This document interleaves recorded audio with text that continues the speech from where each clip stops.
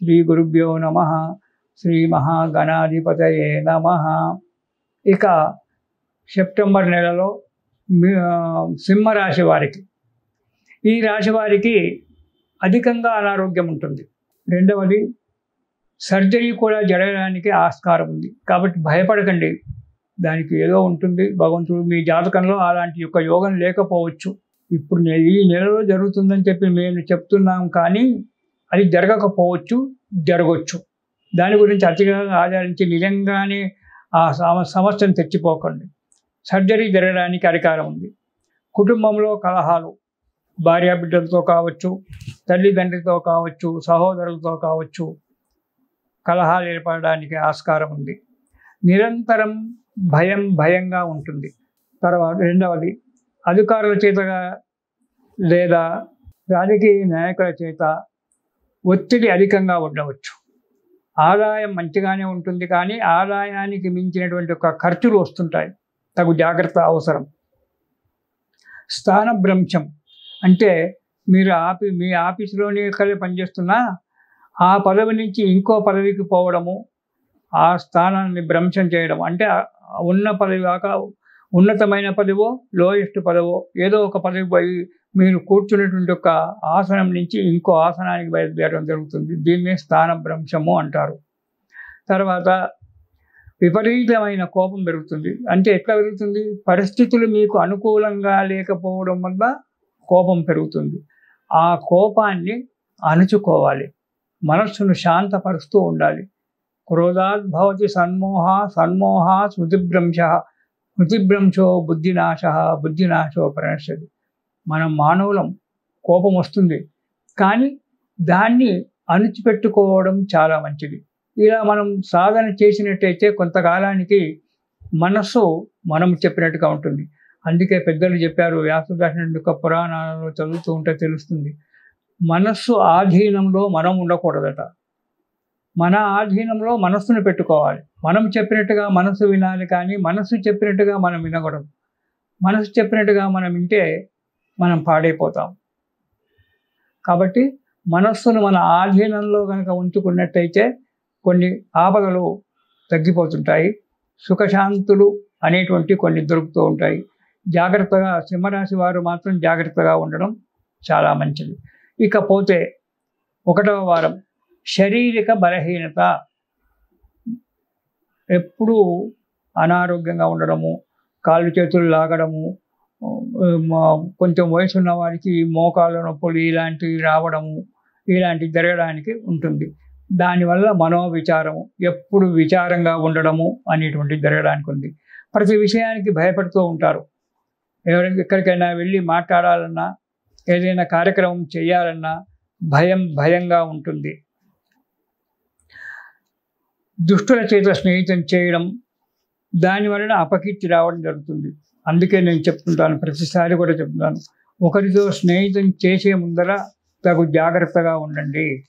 మన గ్రహచారము, జాతకము ఎంత మంచిగా ఉన్నా వచ్చేవాడు దుర్మార్గుడైతే దానికి అతనితో మిక్కిలి స్నేహితం చేసినట్టయితే దానివల్ల ఆపదలు రావడానికి ఆస్కారం ఉంది. కాబట్టి తగు జాగ్రత్తగా ఉండి ఆలోచించి కొత్త వారితో స్నేహితం చేయండి. ఉన్న మిత్రుల చేత కూడా ఈ ధన విషయంలో జాగ్రత్తగా ఉండడం చాలా మంచిది. మొదటి వారం. ఇక 2వ వారం కనుక చూసుకున్నట్టయితే యత్న కార్యసిద్ధి, అనుకున్నటువంటి ఒక కార్యక్రమం నెరవేరడానికి మంచి అవకాశం ఉంది. కొత్త వారితో పరిచయాలు ఏర్పడతాయి. వారి వల్ల మీకు కొన్ని పనులు జరగడానికి కూడా ఆస్కారం ఉంది.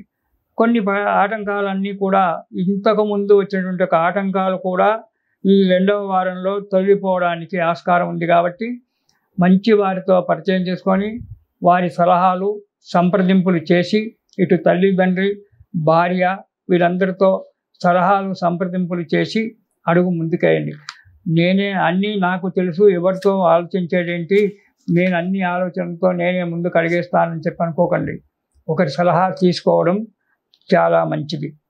తర్వాత తగిన సమయంలో మీ మిత్రుల వల్ల సహకారం లభించడానికి ఆస్కారం ఉంది.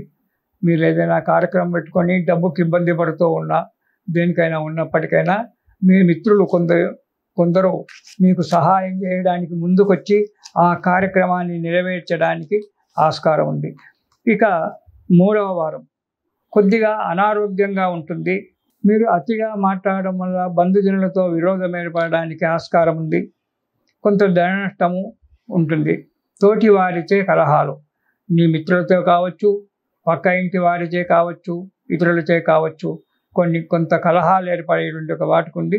కానీ అవి అప్పుడే సమసిపోవడానికి కూడా ఆస్కారం ఉంది. కాబట్టి మీరు 3వ వారంలో తగిన జాగ్రత్తగా ఉండండి. ఎవరితోటైనా మాట్లాడేటప్పుడు కానీ, ఎవరితోటైనా ఏదైనా కార్యక్రమం గురించి విచారించేటప్పుడు కానీ జాగ్రత్తగా ఉండండి. మీరు ఈ నెలలో ఎక్కడ కూడా మధ్యవర్తిత్వం చేయకండి. అంటే మీడియేటర్గా ఏ పని కూడా చేయకండి. దానివల్ల మీరు డబ్బు నష్టపోవడము, ఆస్తులు నష్టపోవడం అనేవి జరగడానికి ఆస్కారం ఉంది. కాబట్టి మీరు మధ్యవర్తిత్వం ఎక్కడ కూడా చేయకండి. మౌనంగా ఉండండి. కార్యక్రమాలు నెరవేర్చుకుంటూ ఉండండి. ఇక 4వ వారం అధిక ప్రయత్నం వల్ల, అధిక శ్రమ వల్ల కొన్ని కార్యక్రమాలు నెరవేరడానికి ఆస్కారం ఉంది. ఆదాయం కనబడుతుంది. మీరు శ్రమించినటువంటి దానికి ఆదాయం కనబడుతూ ఉన్నప్పటికీ కొన్ని ఖర్చులు మీకు అధికంగా ఉంటాయి. అవి తప్పించుకోవడానికి వీలుండదు. దానివల్ల ఇబ్బందులు ఏర్పడడానికి ఆస్కారం ఉంది. వృధా ప్రయాణాలు చేయవలసి వస్తుంది. వృధా ప్రయాణం చేయడం వల్ల డబ్బు నష్టము, ఆరోగ్య నష్టము రెండూ కూడా కలగడానికి ఆస్కారం ఉంది. కాబట్టి ప్రయాణాల విషయంలో చాలా జాగ్రత్తగా ఉండండి. డ్రైవింగ్ మీరే కనుక చేసినట్టయితే ఆ డ్రైవింగ్లో మనస్సు చాంచల్యం ఉంటుంది. కాబట్టి మీరు ఆ చాంచల్యాన్ని వదిలిపెట్టి జాగ్రత్తగా డ్రైవింగ్ చేసుకుంటూ మీరు ఉండండి. దీనివల్ల కొంత ఇబ్బందులు రావడానికి ఆస్కారం ఉంది. కాబట్టి జాగ్రత్తగా ఉండడం మంచిది. ఈ రాశివారు ఈ నెలలో మీకు వీలైతే సుందరాకాండ పారాయణం చేయండి.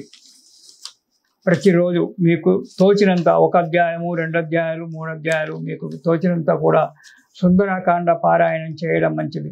ఒకవేళ మేము సుందరాకాండ పారాయణం కనుక చేయలేము అని చెప్పనుకుంటే హనుమాన్ చాలీసా చదవండి. ప్రతిరోజు కూడా హనుమాన్ చాలీసా 11 సార్లు పారాయణం చేస్తే చాలా మంచిది. ప్రతిరోజు ఒక అరగంట టైం తీసుకుంటుంది అనుకోండి.